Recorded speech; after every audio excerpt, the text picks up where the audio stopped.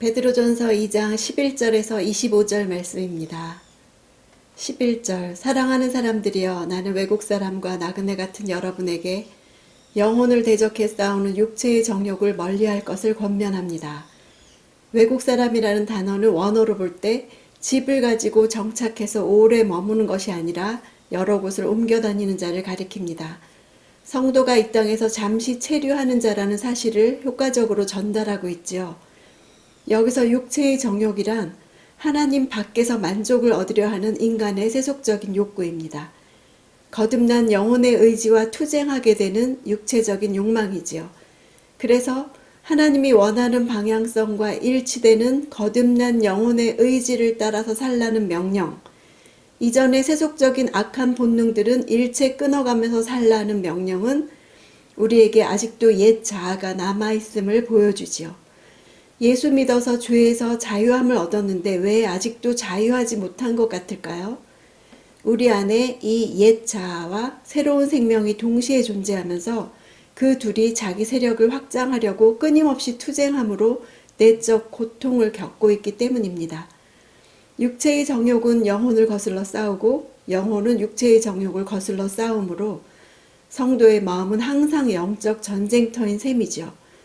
성도는 그 전쟁에서 자신의 힘이 아닌 성령의 도우심을 입어 육체의 정욕을 이길 때 비로소 자유를 느낄 수 있는 것입니다. 13절 주를 위해 사람의 모든 제도에 순복하십시오. 권세를 가진 왕에게. 12절에서 언급한 선한 행실에 대한 구체적인 신뢰를 들기 위해서 여러 계층의 성도들이 각각의 처지에서 지켜야 할 규범들을 설명합니다. 한 국가 내에서 시민의 신분을 가진 그리스도인들이 어떻게 행할 것인가? 여기서 제도로 번역된 단어는 창조, 창조된 피조물이라는 뜻입니다. 이 단어를 제도로 번역한 것은 뒤에 있는 왕이라는 단어 때문일 것입니다. 그래서 이 문장을 직역하면 모든 인간의 창조물 중에 하나에 순복하되 위에 있는 왕이 되든지 라고 할 수 있습니다. 창조, 창조물이라는 단어는 신약 성경에서 주로 하나님을 주어로 취하죠. 인간이 창조했다 하더라도 그 창조의 이면에는 하나님께서 계시다는 사실이 전제됩니다.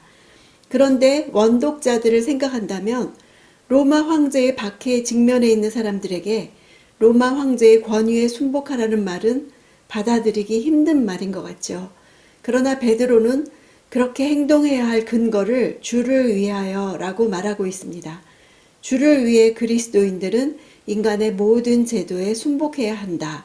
왜냐하면 그리스도인들이 제도에 순복하는 것이 곧 역사를 주관하시는 주님의 모든 섭리에 순복하는 것이 되기 때문입니다.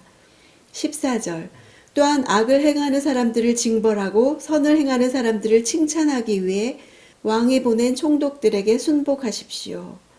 그리스도인들이 순복해야 될 두 번째 대상은 바로 총독들입니다. 이는 당시의 로마 황제에 의해서 식민지들에 파송된 총독들을 말하는데요. 그들을 세운 목적은 악을 징벌하고 선을 세우기 위함입니다.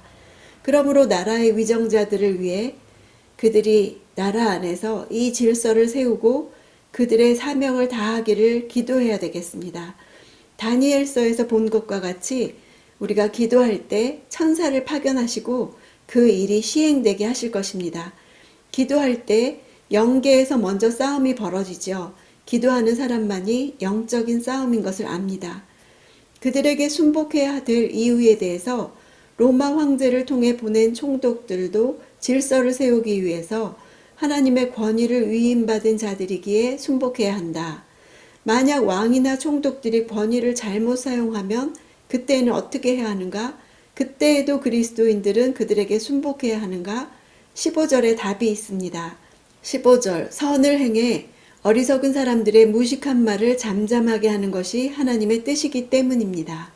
앞에 왜냐하면이 있습니다. 순복하라고 권고한 이유는 그것이 하나님의 뜻이기 때문입니다. 인간 제도와 세상 권력자들에게 순복하는 그리스도인들의 선행을 통해 어리석은 자들이라 하신 위정자나 비그리스도인들의 무식한 말을 잠잠케 하시려는 하나님의 뜻 때문이죠. 하나님은 당시 불신자들이 그리스도인들에 대해 악행을 저지른다고 누명을 씌워 비난했던 일을 어리석은 자들의 무식한 말이라고 알고 계십니다. 오늘날의 상황도 크게 다르지 않지요. 이때 우리 그리스도인들은 순복하는 선행을 보여줌으로써 하나님의 뜻을 행해야 하는데 어떻게 행할 수 있을까요? 불의한 법안이 올라올 때마다 반대해서 역사 속에서 이 시대를 산 국민으로서 선한 일을 행했다는 기록을 남겨야 할 것입니다. 반드시 공의의 하나님께서 심판하신다 하고 선포하면서 기도해서 주를 위해 하나님의 뜻을 이루기 위해 우리가 제도의 순복함을 주님이 알고 계시다는 사실을 믿어야 할 것입니다. 18절 종들이여 여러분은 모든 일에 두려워함으로 주인에게 복종하십시오. 선하고 너그러운 사람들뿐 아니라 까다로운 사람들에게도 그렇게 하십시오. 베드로가 종들에게는 명령을 내리면서 주인들에게는 그 어떤 권면도 하지 않는 이유는 베드로서의 원독자들의 상당수가 가정에 속한 종들이었다는 것을 짐작할 수 있습니다. 종들에게 주인을 두려워하라는 단어는 17절에서 하나님을 두려워하라는 것과 같은 단어입니다. 사람을 존경함과 하나님을 두려워함, 존경과 두려움은 다른 단어로 쓰였습니다. 인간이 두려워할 존재는 인간 통치자가 아닌 영혼을 심판하시는 하나님 한 분뿐이십니다. 인간 통치자는 단지 존경, 공경의 대상일 뿐이죠.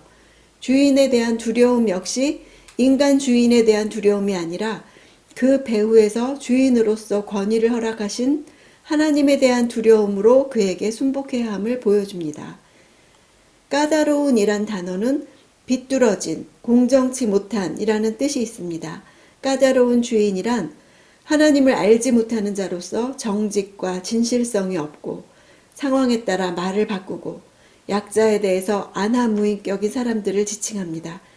그들이 이런 개인적인 불의를 왜 오래 참아야 되는지 그 이유는 다음 절에 나옵니다. 19절 어떤 사람이 억울하게 고난을 당하고 하나님을 생각하며 슬픔을 참으면 이것은 은혜입니다. 앞에 왜냐하면이 붙어 있습니다. 까다로운 주인들에게까지 순복해야 하는 이유는 그런 자들이 주는 고난 속에서도 하나님을 생각하며 슬픔을 참는 것이 은혜이기 때문이라고 말합니다. 은혜란 단어 속에는 그렇게 할 때 하나님 앞에 인정을 받는다는 의미가 있습니다. 억울하게, 애매히 라는 단어는 공의가 상실된 이란 뜻이죠. 고난을 당하고는 현재 분사형으로 까다로운 주인에 의해서 그리스도인인 노예들이 부당하게 고난을 당하는 것이 지속적으로 진행 중인 일임을 알게 해줍니다. 우리도 모든 일에 하나님을 생각하고 하나님을 의식해서 하나님을 잊지 않음으로써 고난을 견디는 날들이 되기를 원합니다.